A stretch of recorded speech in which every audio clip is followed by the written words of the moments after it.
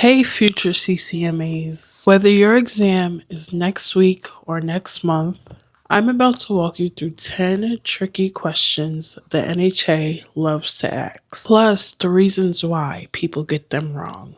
Stick around until the end because I'll also give you my top insider tips on how to avoid those questions. To avoid common mistakes on test day.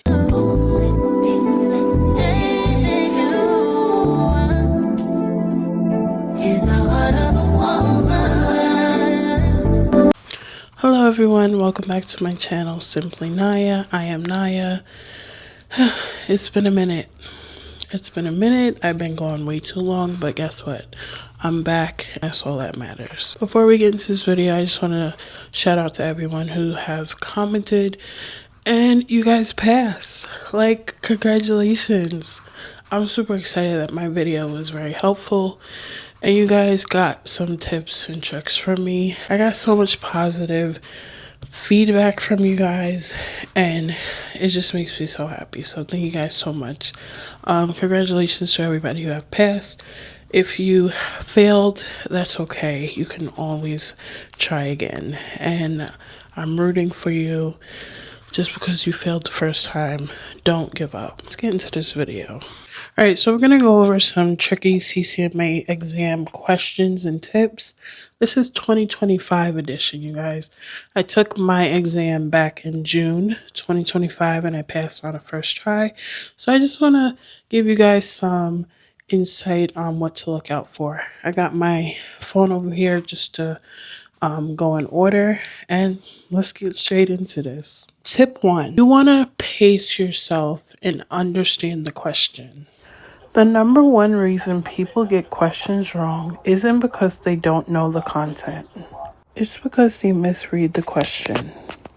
The NHA often puts two answers that are correct in real life, but only one is correct for the exam. Let's take a look at what I mean. Alright, question 1. EKG prep.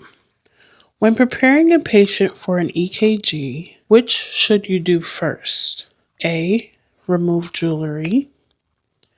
B. Clean the skin. C. Explain the procedure. Or D. Apply electrodes. Well, we all know the answer is C. Explain the procedure. Why? Because patient communication and consent come before anything. It comes before removing jewelry. It comes before cleaning the skin. The patient needs to know what is going on before those other steps. Now, those other steps are correct. We want to communicate and get consent first. Question 2. Venipuncture vein choice. Most commonly use vein for venipuncture. A. Basilic. B. Cephalic. C. Median cubital. Or D. Dorsal hand. We know that is C. Median cubital. The basilic is close to an artery. What artery is that? The brachial artery. That is the last place we want to go to. Remember, basilic is near the brachial artery. If we can't get the median cubital, we'll go to the cephalic. If we can't get to the cephalic, let's try the dorsal.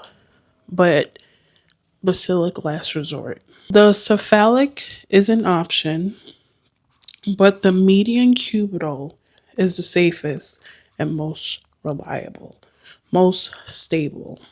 Remember, the NHA loves throwing first choice questions. When you see that first word. Tip 2. Always confirm abnormal readings. If you see an abnormal result in question, your brain automatically says, call a provider, right? In some cases, that's correct, but the exam wants you to confirm accuracy first. Unless it's a life-threatening emergency, yes, call a provider. But we want to retest before we do that. Question 3, low blood pressure. A patient's blood pressure reads 88 over 58. First step, what would be your first step if a patient's blood pressure read 88 over 58? A, call the provider. B, recheck in the other arm. C, have the patient lie down. Or D, document. It's B, recheck in the other arm. So we always confirm before reporting. This avoids false alarms and wasted time. Question 4, sputum collection. Patient needs a sputum sample. What is the best instruction? A, spit saliva. B, rinse with mouthwash.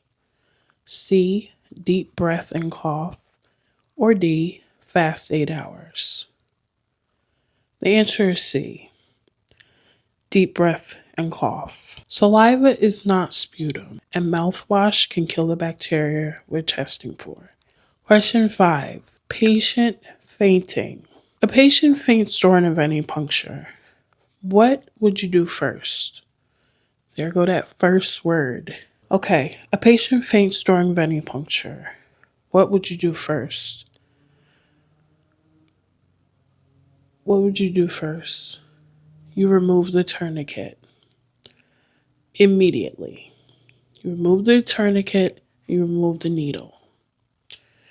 I don't know if I said that right. Remove the needle immediately. You might want to lower their head, but the safest step is to stop the procedure. Always prioritize patient safety over continuing the task. Tip 3, watch for landmark details.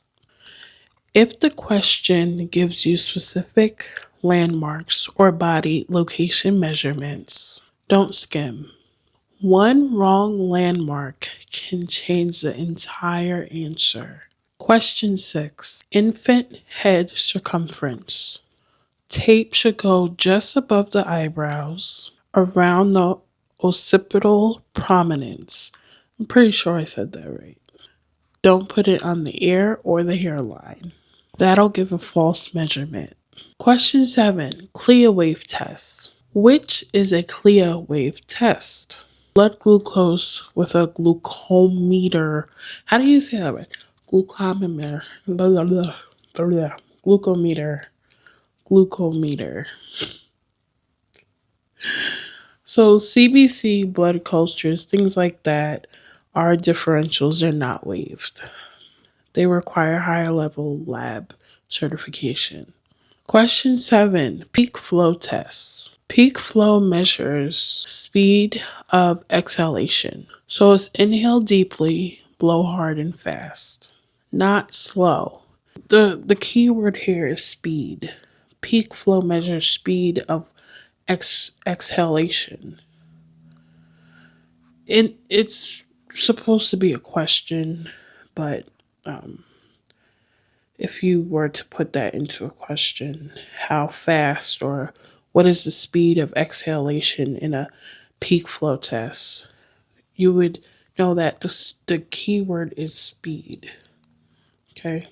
Question 9, body systems. Where is the spleen? You guys know? Where's the spleen? Correct. You got it correct. It's part of the lymphatic system, not the digestive system. The location in the abdomen tricks a lot of people. Question 10, pap smear prep. What instruction would you give a patient for pap smear prep? Go ahead. Yes, avoid sex and douching for 24 hours. No fasting or extra water is needed. So here are some overall exam tips. Don't overthink. You know more than you know. Your first instincts are always right. I learned that the hard way. During my schooling, I always chose my second and third answer, even though I was always correct the first time. And I said, when I take this exam, I'm just going to go with my first answer. And that's exactly what I did. And I passed. So don't overthink too much. You can think, but don't overthink.